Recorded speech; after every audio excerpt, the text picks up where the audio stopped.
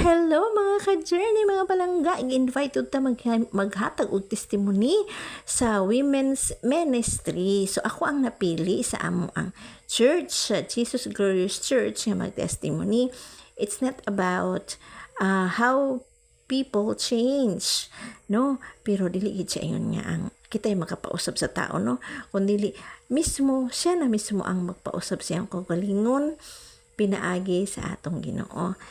So padayon ta ako sa gipakiflex diri ang agianan sa pakani nga padulong ta na utlanan ni siya tubakani panahawan. So ako sa gipatan-aw sa inyo ang agianan nga bakani nga sa una mabahaan to pero karon giusab na ginindot si way dining ang Clarin. Kipanindot siya ang Clarin og maayo, no? So, nanata diri padung tudtaan ni og lahog Clarin Bohol. Kay naa didto ang church nga atong testimonihan nga giunsa pag-usab. Pero actually, di gini siya giunsa pag-usab akong bano, kundi nausab siya tungod sa pagkagahom sa Ginoo. Ug abot na ta di na ta sa lahog, nakita na nato ang way kung asa ta mo sulod para sa paghatag og testimony. Actually na late ud ko ano kay medyo dukay kita nakamata. So abot na ta dinhi, ninaog na dayon mi nangitag bakinganan akong banas, gibaktas pa nato kay sudlonon pa man siya. Pero di gid siya ingon sa grabe sudlonon. Naara dayon na nakita na nako Sister Cecil. So nagsugod na nag-testimony. Grabe ilang mga testimony na isa diha nga naoperahan na siya nga di na siya katuo nga mabuhi pa siya pero ang faith niya sa Ginoo grabe sobra aya faith nga unta na buhion pa siya. So napoy nagtestimony diri kani nga video nagtestimony to ning 81 years old nga mura pa taw. So niabot ang panahon second to the last ko nga nagtestimony na akong gipasabot sa ilang if God tests your faith, ayaw mo pa kabalaka, ayaw jud og buhi sa Ginoo kay ang faith nato bisan wa nato siya makita ang atong pagtuo na ara gihapon, ayaw kawad og paglaom kay moabot ang panahon nga pag sulayan gid ta niya, moabot man gina actually gid ta niya buhian kun dili pagsulay lang na sa ato na problema na ara na. Pero ang Ginoo dili kanya biyaan. Muna kung gi-testimony no nga everyday miracles happens. So medyo na ay na-touch.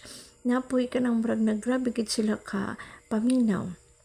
This is about my husband kung unsa na siya kabuutan karon. So, muna itong akong testimony sa tanan mga bae.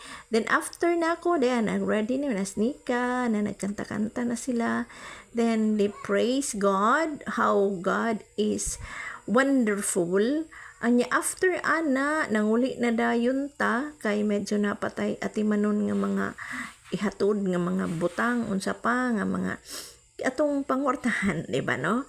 So, padulong nami uli, o paminawan ninyo kay nakaboy ni sa elementary school katong apakaning Bohol makita ninyo nga inali na siya ang kaluwasan padung sa kaluwasan paminawan niyo kay ni kanta da sinika nagsige day migtabi sa kuban ni kanta sinika paminawan ninyo ha.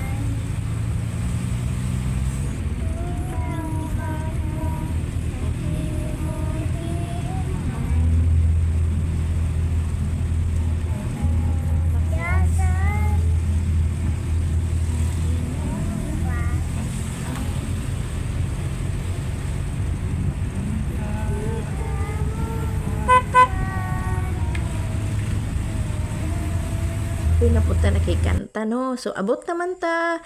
Before I go, let's have Bible verse. Hebrews chapter 11, verse 1. Faith is the substance of things hoped for, the evidence of things not seen, and the conviction of their reality. Ang atong pagtuo, dili na siya ingon nga kinahanglan isang yaw lang, kundi atong ipakita nga kita nausab sa pinaagi sa Ginoo. Og dili ta kutob, to God be all the glory. Bye bye now.